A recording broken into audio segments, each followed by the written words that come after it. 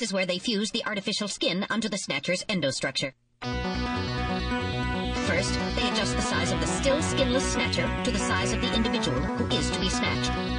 The Snatcher's overall shape and size can be adjusted by expansion or contraction of sizing rods.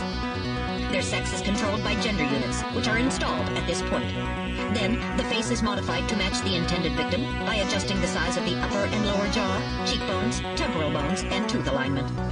Just like Gibson said, that means there are limits to the size of the people that they can snatch. That's right. The limits of the mechanism mean that they can't snatch children, the elderly, or people who are very tall or heavy. And this is where the artificial muscles attach. Is it organic?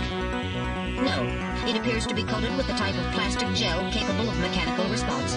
Like human muscles, it creates mechanical energy through chemical reactions. And this is where the artificial skin is attached. In order to prevent the synthetic cells, developed using biotechnological protein design techniques, from rejecting the inorganic material below, they attach it gradually over a number of days. And this is the stuff that gets cancer if they stay out in the sun too long. Finally, they attach body and scalp hair. The process involves transplant of synthetic hair follicles as well, so the hair will grow back if it's lost. What about scars or birthmarks? It would appear that they make those adjustments at this point in the process, as they would for wrinkles to simulate age.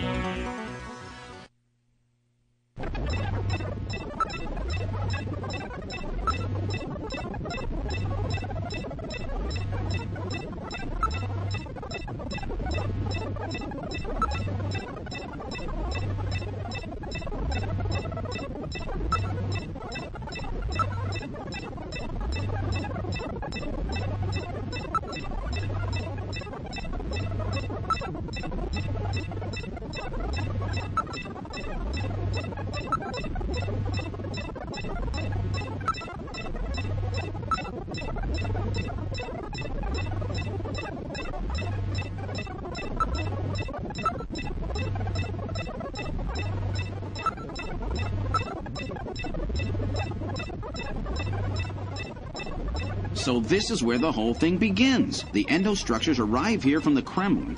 Then they convert them into copies of their victims. And finally, they head out into the city using the old subway system.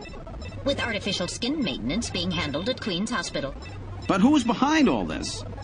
Gillian, look at this. There are some finished Snatchers over here. Get a load of this. The U.S. President, the Prime Ministers of Japan, and the U.K.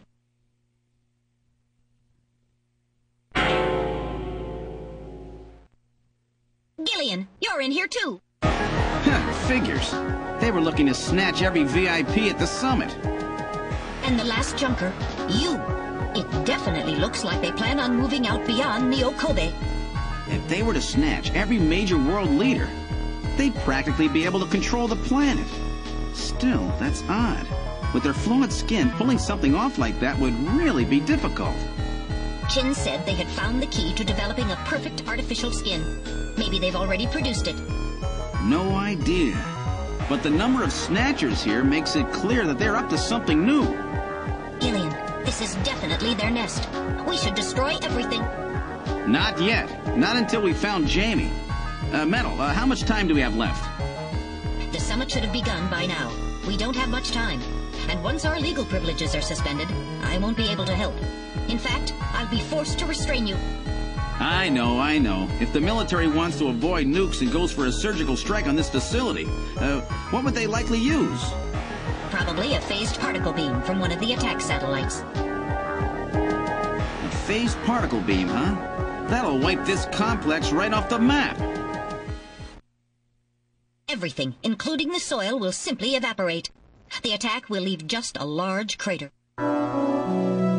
Metal, can you convince them to give me another hour? Even 30 minutes will help. Understood. I'll try my best. And I'll try to find and rescue Jamie in that time. I can't transmit here due to interference from the Snow 9. I'll have to leave the area and then send the message.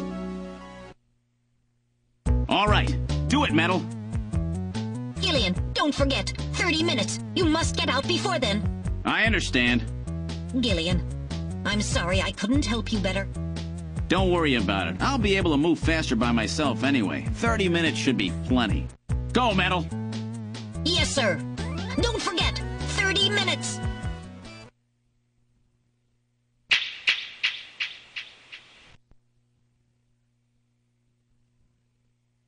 $30.